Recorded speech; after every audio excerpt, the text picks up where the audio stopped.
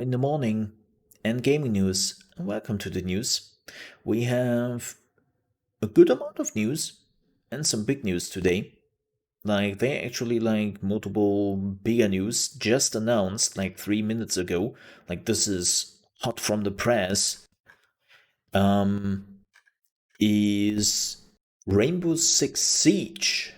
Yeah, that Rainbow Six Siege is coming to Xbox Game Pass for console.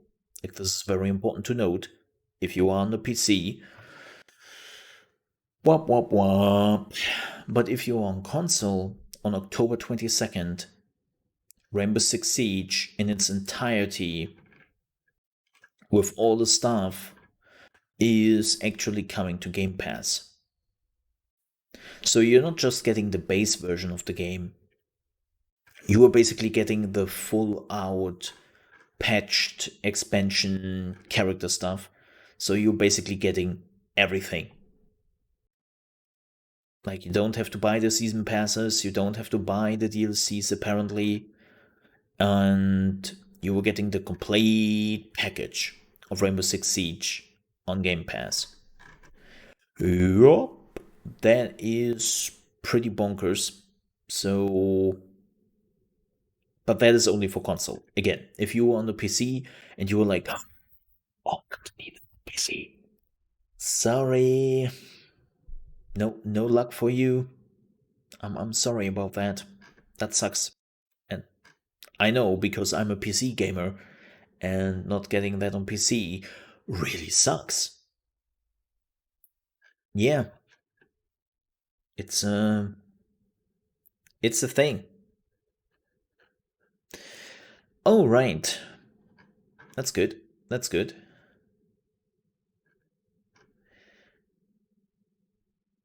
So,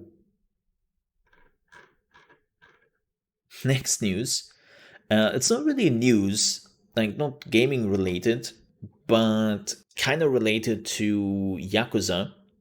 Um, as you might know, there is a certain street in Yakuza, or a certain area, Kamurocho, which is actually built after a real area in Tokyo, Japan.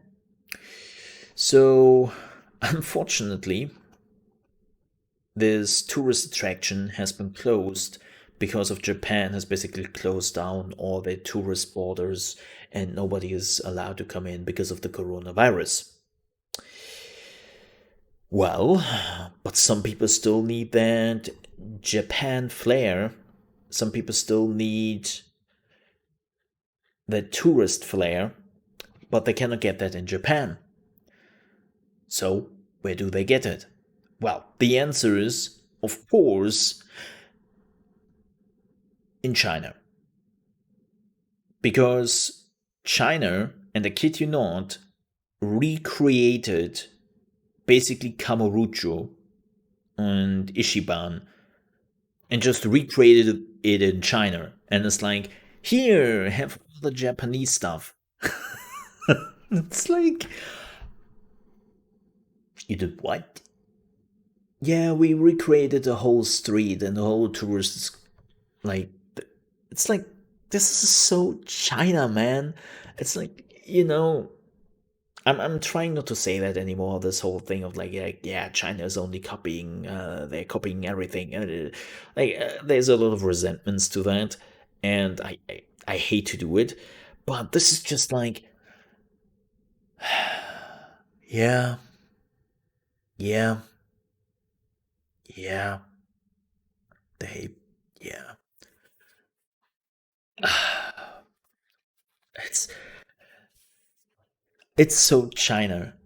Like, what? Oh, you want a Japanese street? Like in Japan, like the same thing you were getting in Tokyo, but you cannot go there? Oh, did you worry? We have that. I mean, they have a Disneyland. They don't have a Disney World, but they have a Disneyland, I think. Um, which is also pretty huge in China. Yeah, they definitely have a Disneyland. But it's just like, oh,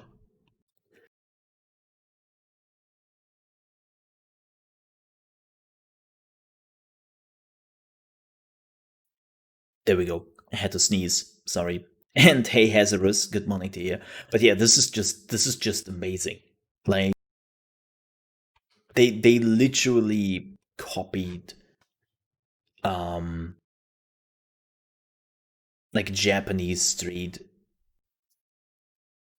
This is just I don't I can't even like yeah. And I'm pretty sure there's also some here's by the way some video about it. Tokyo Metro. So they basically like they copied everything. They copied the street name and whatnot. And it's like, you know,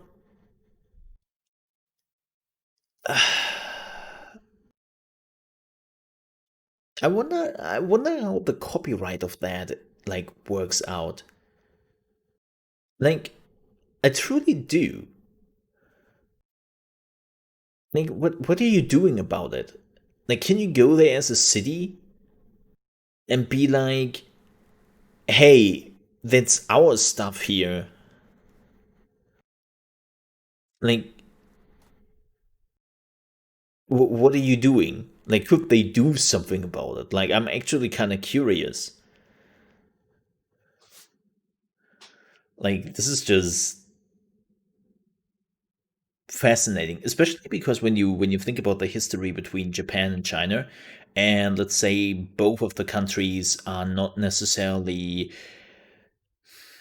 the biggest friends, to say the least. Like they are not necessarily liking each other too much.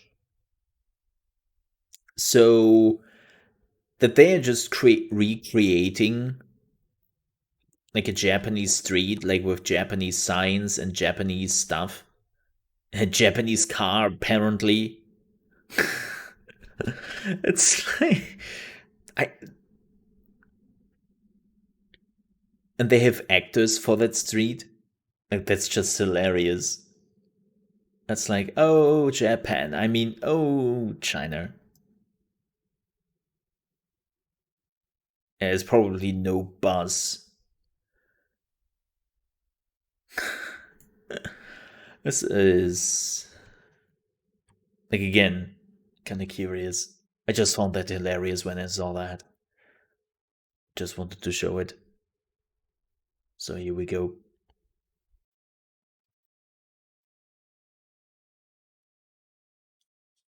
Yeah, it's kind of weird. It's kind of weird. All right. Next news, and this is China is too much. Yeah, they're kind of curious. Like they really don't mind to talk like or to copy stuff. Like they don't hold back, to say the least. Let's talk about somebody else who also doesn't hold back as it stands, and this is really really annoying. And before we jump into this topic, let me just showcase what is going on. So, what you are seeing here in just a minute is live gameplay of NBA 2K21. And that game got a patch this week, which added some new features to the game. And let me showcase one of those features to you.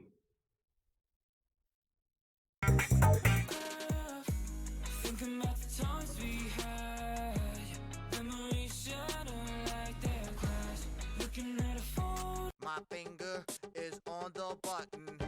Push the button.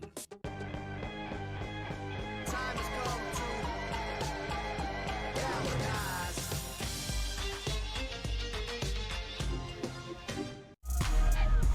Yep, that is the new feature.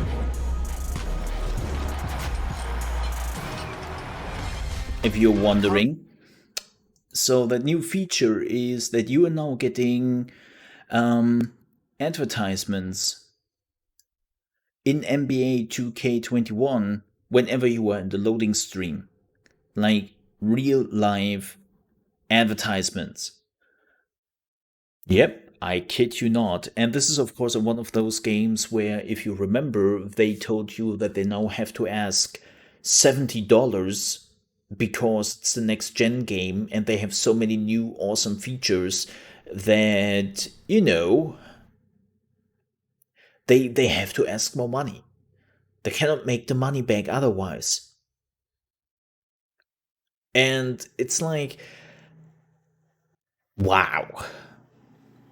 Yeah, these are unskippable ads. To make this absolutely clear, like the ads you are seeing, they are unskippable. Like you can't skip them. Like they're there, and you have to live with it. And it's just like, wow, wow. Not only that you are just like redoing the same game over and over again, like have you not learned from EA? And what happened a few weeks ago when EA UFC put some weird like ad banners and whatnot like in the game and people were livid? And you think that real life ads in the loading screens are justified? Like keep the hell like out of there. Yeah, sports games become more and more like a shit show. Like, sports games become exactly more and more like their sport. Like, just advertisement. Like, sport is slowly becoming like just well, is already like just advertisement stuff. But sport games, like video games, not only are they low quality at this point for most of the time, but they're just advertisers. And I'm kind of curious. So, in the $70 version, the next gen version, they're using an SSD. So loading times should disappear. Does that mean that the ads will also disappear? Because when the loading bar is full, they are done? Or will they do what I actually expect them to do? Like, let the ad run out, no matter if the loading bar is done or not?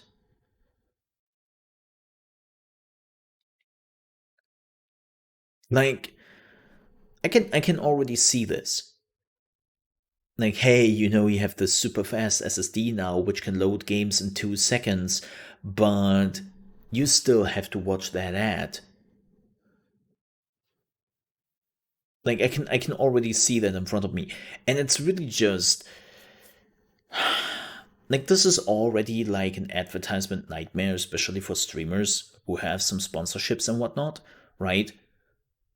But this is just adding to the nightmare fuel of maybe you're sponsored by, I don't know, Dr. Pepper, and then in the loading screen you are getting an ad about Coca-Cola.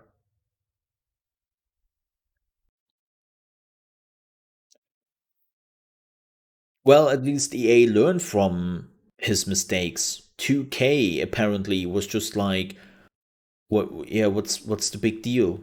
Like, advertisements is a part of the game because everybody likes advertisements. Nobody likes advertisements. Like, people are taking the advertisements because they want to support like sometimes the people behind this, or they are like keeping up with it. But advertisements, most people hate advertisements.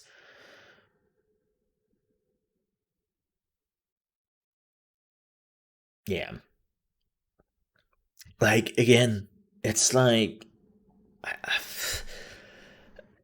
I can already see that YouTubers will have a field day with the PS5 version of this game and Xbox Series X version of this game because people would take a super close look at all the new features they're adding to the next gen console and how much this is really worth. Like, I know $70 is becoming, unfortunately, the new norm, especially because freaking Sony is pushing it. And Sony is like, yeah, no, we want $70 for all our first party games. Where I'm like, why? What's the reason for that? And don't come me with more technology, and this is why they have its bullshit. Like it got debunked multiple times. It's absolutely bullshit. It's because you want more money for you and your shareholders. That's the only reason why that is. We get jack shit out of it.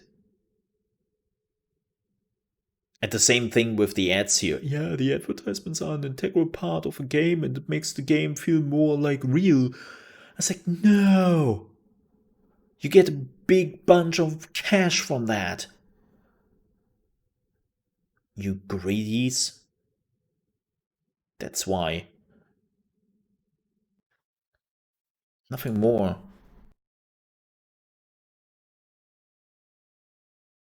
It's like, oh well. But yeah, it doesn't seem like it as if 2K would take that back. And I know what some people were saying, no, but no. This was already in the previous game. Like this was in 2K 2020. Yeah. And it didn't belong there.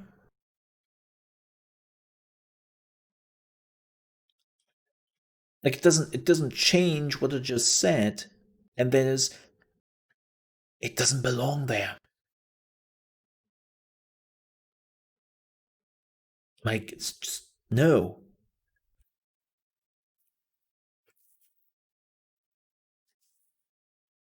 No.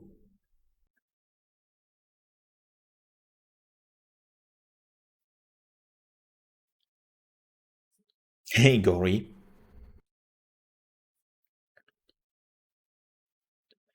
Yeah. Like this is also one of those things, right? Like games are falling in price points so quickly nowadays that a lot of people already have an issue to justify the $60 because a lot of people have acclimated a huge gaming backlog. Like people have sometimes so many games they don't even know what they should play first. And so when the game is coming out for $60 and they're like, I will see if I play 60, maybe not. Nah, I can just wait.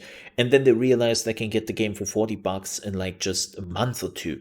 Like you don't sometimes even have to wait like 3 months. Like a month or two, depending on how well this game is selling, is more than enough, right? Let me see something. If we are talking about prizes here. Um, yeah, yeah. So Marvel Avengers, inclusive a free update to PS5 on the PlayStation 4, you can get that for 43 euro right now. 43. The same goes for Xbox. Like you can already get this game for consoles dirt cheap, and it's basically out a month and a half. Now, of course, you can argue like even 40 is still too much for this game, but that isn't the point here. Like the point is games are so cheap. Like ah, they become so cheap so quickly. Like there is no reason to even buy it for like a little money. So yeah, Shadow of the Tomb Raider because it didn't sell well. By the way, speaking about sell well and sell out, please do me a favor. If you could like this tweet, I would greatly appreciate that because this is our going live tweet. And if you like that, you put me on the spotlight, you put the channel on the spotlight, and you help me out a great deal. So if you could do that for me, I would gladly appreciate it for all the people who have already done it. Thank you.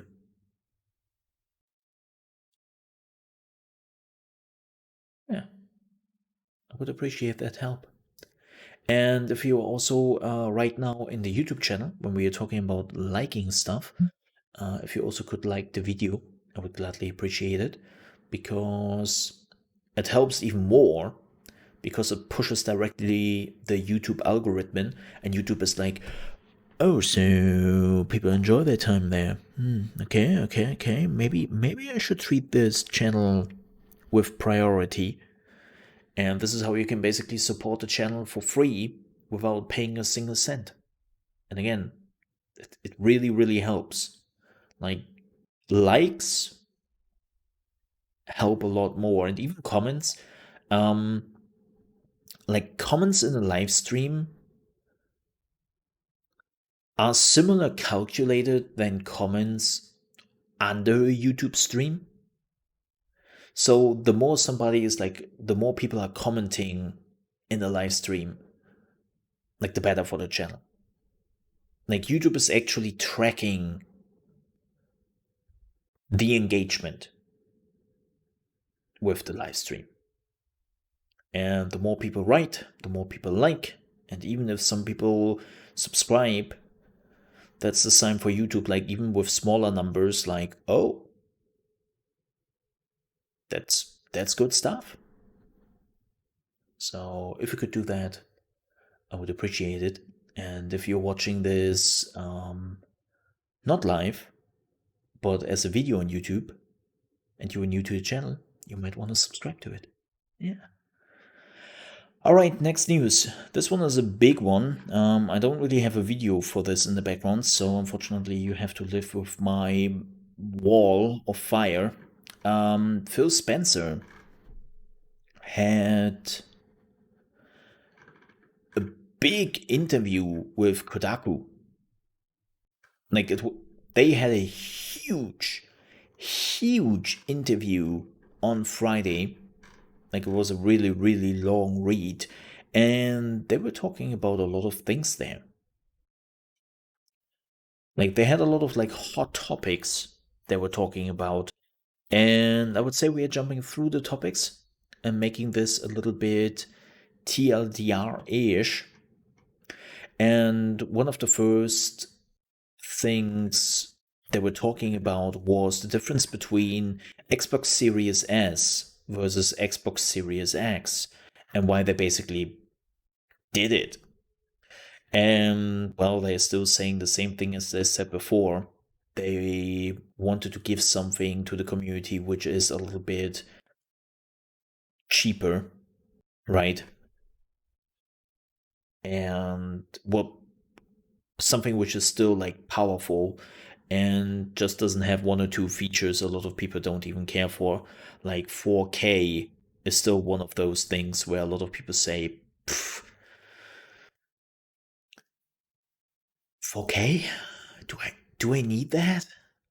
I don't think so. I don't think I need 4K. Right. And then they're just rolling with that.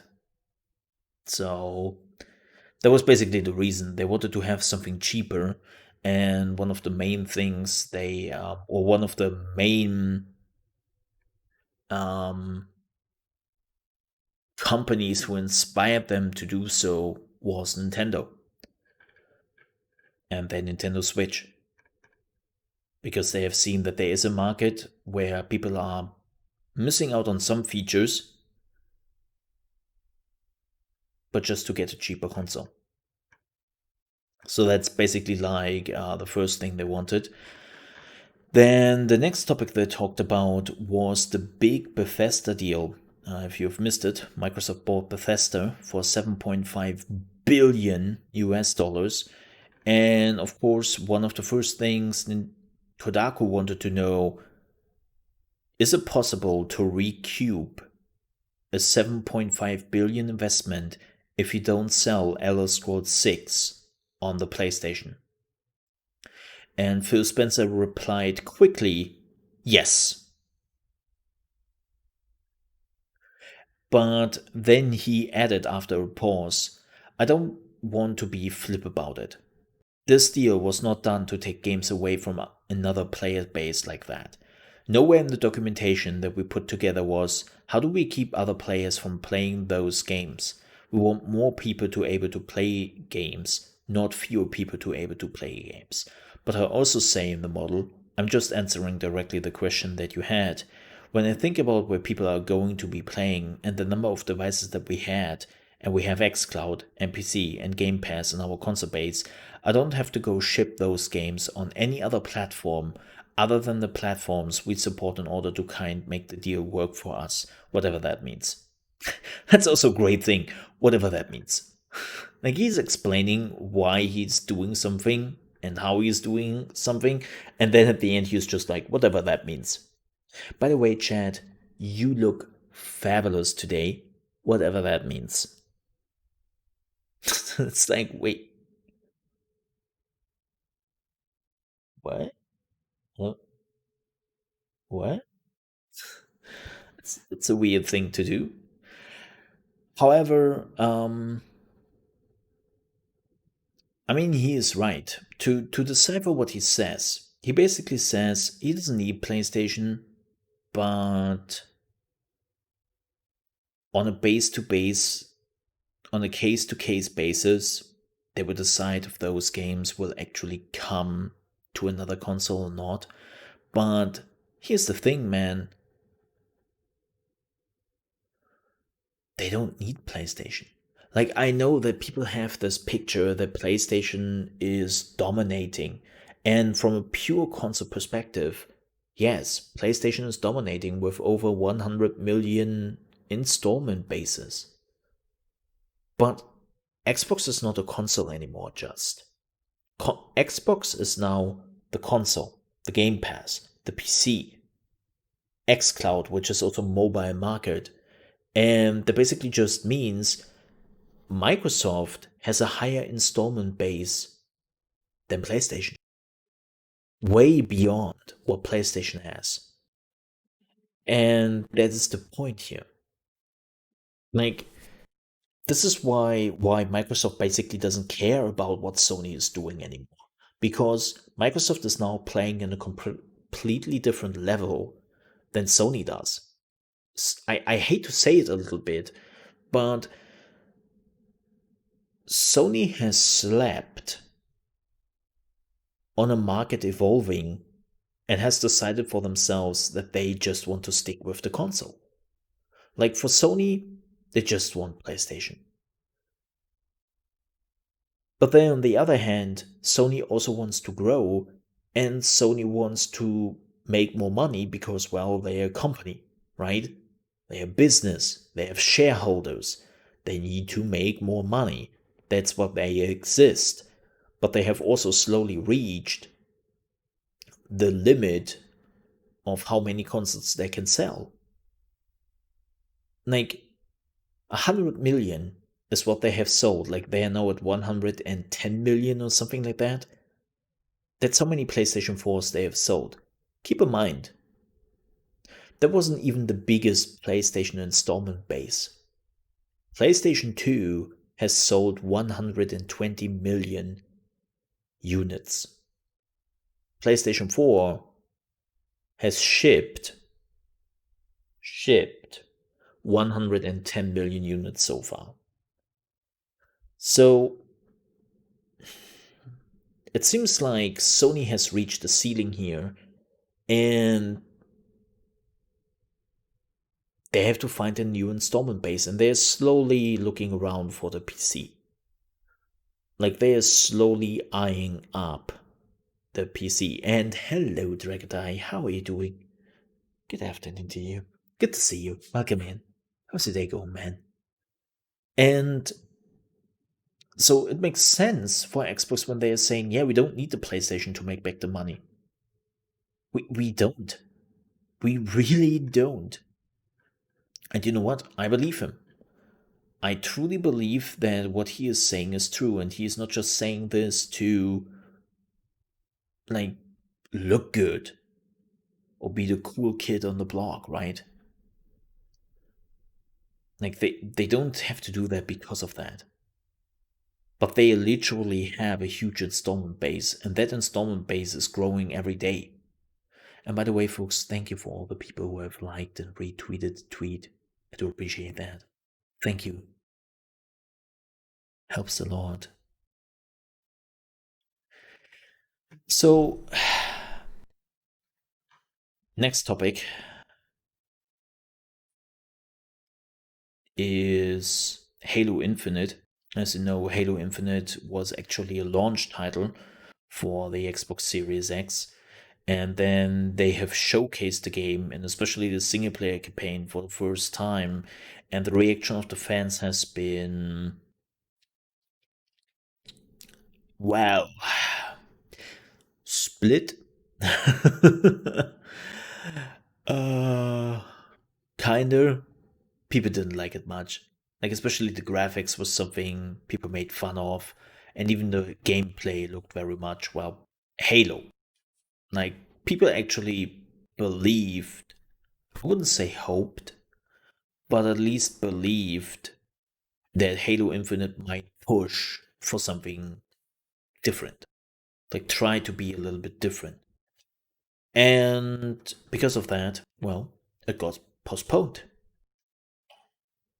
And they're talking about the possibility of maybe Halo Infinite being split up into multiplayer and single player campaign so that they're releasing like the multiplayer before and then releasing like the single player campaign after. And Phill Spencer is saying maybe.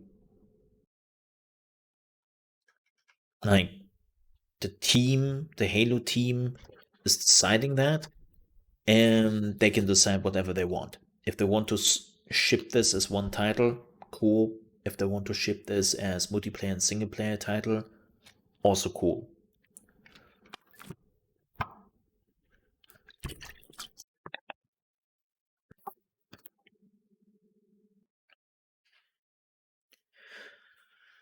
So that is a possibility. The next topic they talked about, they're a little bit all over the place with the topics, is the confusion about cross-gen exclusives.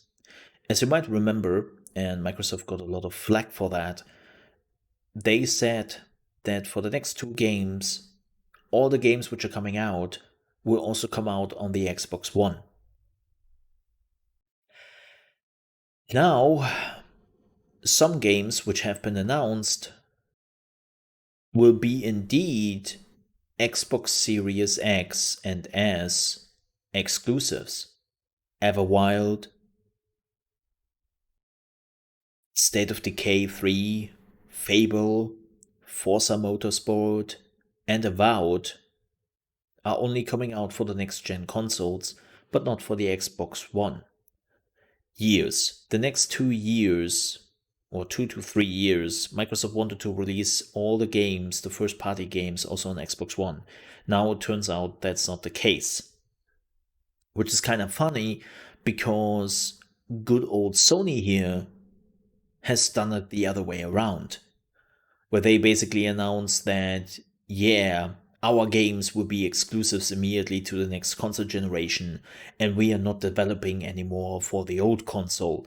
And now it turns out it's the other way around. Like Horizon Forbidden West is also coming out on PlayStation 4. Miles Morales Spider Man is also coming out on PlayStation 4. And who knows what other games. So basically, they switched roles. Where Sony said at the beginning, we only support next gen, and Microsoft said, we also support the old gen. They basically just switched places. And yeah, now it's the other way around. It's like, what happened here? What is this? What? What? Which brings us also to the Xbox Series X and or the Xbox One and xCloud. And it could be actually a possibility that all the new next gen games are still coming to Xbox One X. Xbox One and Xbox One X, but through xCloud. Like through cloud gaming, you maybe can still just run your Xbox One and play like all the newest like games. So that is a possibility.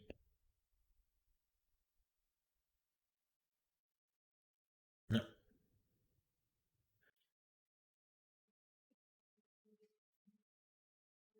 Mm-hmm.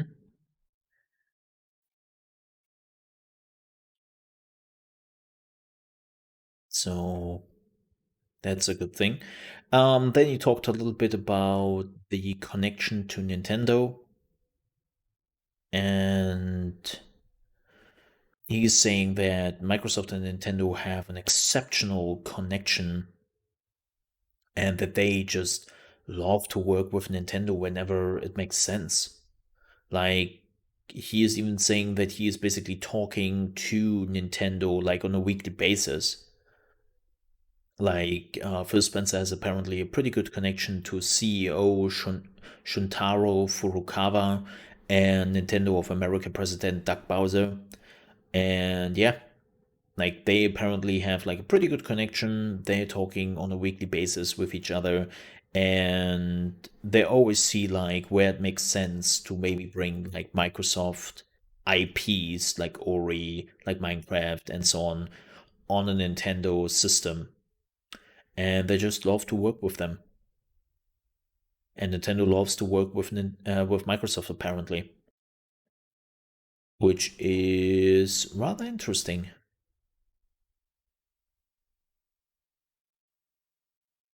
But he's also talking about um, in order to really support the idea of bringing more Microsoft games to another console, I would want a full Xbox ecosystem somewhere. And that probably means things like Game Pass, Xbox Live, and stuff. And he was basically dismissive about this idea in July. Like he was talking about this particular topic with Game Pass with GameStar. Sorry, my bad. With GameStar, and he was basically saying like, yeah, I don't think it's sustainable to bring Xbox games to other platforms because we need like I want the full Xbox ecosystem on those platforms, and it doesn't seem like that any other competitive platform is really interested in having the full Xbox experience on their hardware. Now, in the newest interview, he is saying that I don't want to speak for them. I think they should probably answer. So he basically changed his nobody's interested to, oh yeah, you should talk to them and ask them about this because that's their thing. I mean, it has been rumored that maybe Xbox Game Pass in some shape or form might even come to Nintendo. Because as I said, like Nintendo and Microsoft are pretty big buddies right now. And it seems like that they are working really well in the stuff they are doing. So maybe at some point there's a chance that we will see more Xbox in some shape or form on the Nintendo Switch.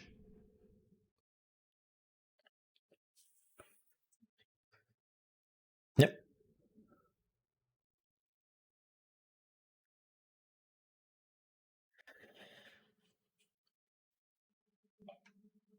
Um Then they were talking a little bit about why is Microsoft here, basically like what has changed with Xbox and how Xbox basically has changed over the last 7 years since the Xbox One came out, and that was a complete disaster. It's basically them reminiscing about Phil Spencer turning this shit show around. Nothing too crazy here, but and this is rather interesting.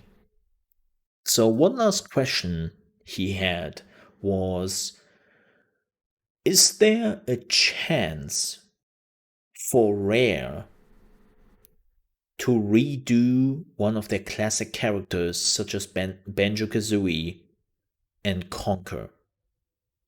And Phil Spencer said, I leave it up to the studios in terms of the things they want to go to work on. I have a lot of respect for Rare and the work they do. They do like building new things, and they have seen success with Sea of Thieves. I think they really are excited about Everwild. But also the response to Battletoads was nice. And I think that the Lala, which is the partner studio, did a good job with the game. And so I think it's just always a balance. My inbox is full of let every studio do now their intellectual property. Why you have brought back Crimson Skies and Blinks. Man, I can't read today. I'm horrible at reading today. Don't know what it is. But he's basically saying like Rare is completely fine to do a new Banjo Kazooie or even like a new Conquer. And you know what? I believe Phill in this. I totally do. But why is Rare not doing it? Well, unfortunately, here's the thing, folks. I know some people don't understand this, but Rare is not the studio anymore it was when it made Banjo Kazooie. A lot of people left, and the studio changed dramatically over the last few years. Rare is actually talking about this very openly, and they talked about this in some videos where they explained, like, hey folks, we are not the same studio anymore. We have changed. And a lot of the people who are working now at Rare have never developed a Conker game. They have never developed a Banjo Kazooie game. They are new to this and they want to do new things and not just, the old stuff somebody else did before them. So Rare totally understands what people want, but the people at Rare are not really interested to go back because the people who are working at Rare are not from that time. So when they would make a new Banjo Kazooie, it might be a lot different than people anticipate. And people would be livid if they find out that their beloved Banjo Kazooie is not the same thing as it was before. People would start to murder people. So, yeah. Like, I understand Rare, I understand Microsoft. Like, under Phill Spencer, Microsoft has really changed dramatically and really became this we give you the money and you do you. You do whatever you want. We just give you the money. And fascinatingly enough, because of that attitude, a lot of like studios have changed what they want to do. Like Obsidian is a wonderful example of this. Like when you read some of the interviews they had recently or watch some videos or just if you have the chance to talk to one or two developers, since they're now owned by Microsoft, their attitude has slightly changed about the games they want to do. Like Obsidian was always very small in scale. Like, yes, they made some big games, but the gameplay mechanics, the ideas, and so on and so forth were still relatively small in comparison. And now that Microsoft was just like, how much do you need? What was that? 80 million? Here, you have double. Like, they are also starting to change the games they want to do because they have now more possibilities. And the same happened basically with Rare. Like when the new team moved in and when Rare became basically like a new studio because people just left and did go somewhere else, the people realized with the money they now have, they can dream bigger things. And game creation is still a lot about dreaming. Like let's face it, Sea of Thieves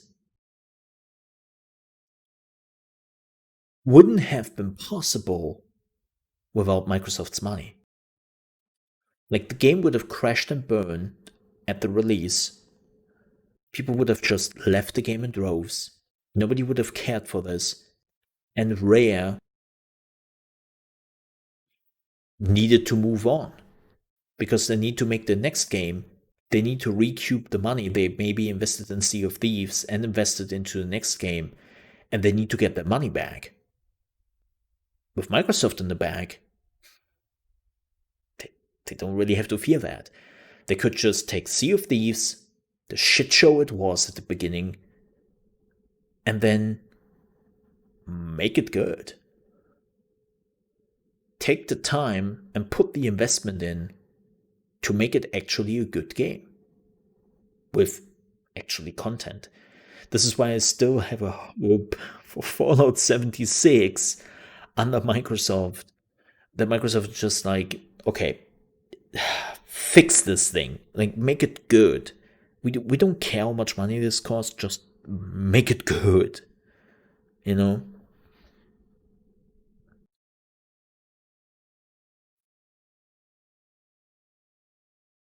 Poor Fallout. Like Fallout 76 suffered, in my opinion, far more than it needed. You gotta let 76 go. I can't, I'm overcumbered. Only people who are playing Fallout 76 know exactly what I mean. Uh,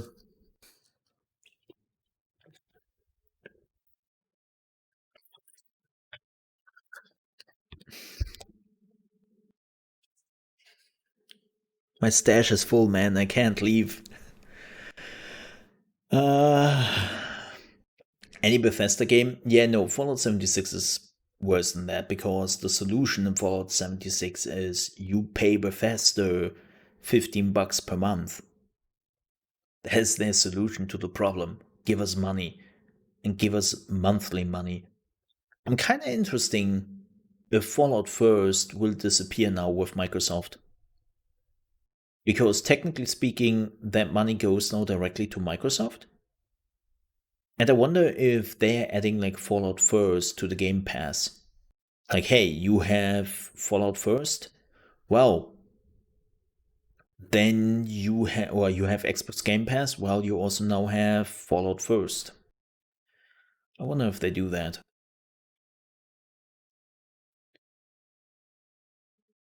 Yep. But yeah, like I think that Xbox is doing the right things right now.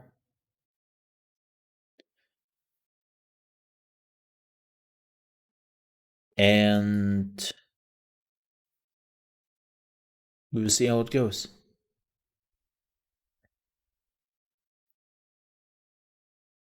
Yep. But Microsoft looks good.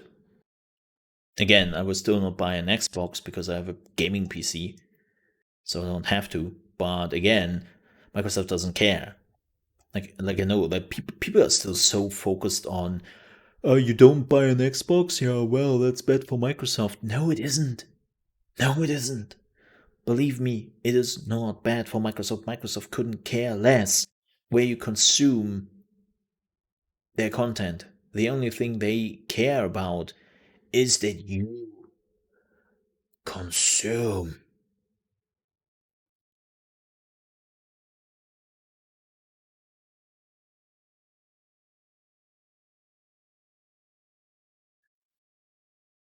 So they don't care. All right, but that sums up the gaming news for today.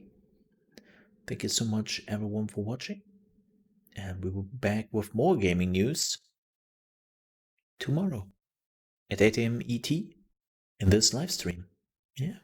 And if you're new to the channel, you might want to like the video, and you might want to subscribe to the channel if you haven't done so yet. So again, thank you so much for watching.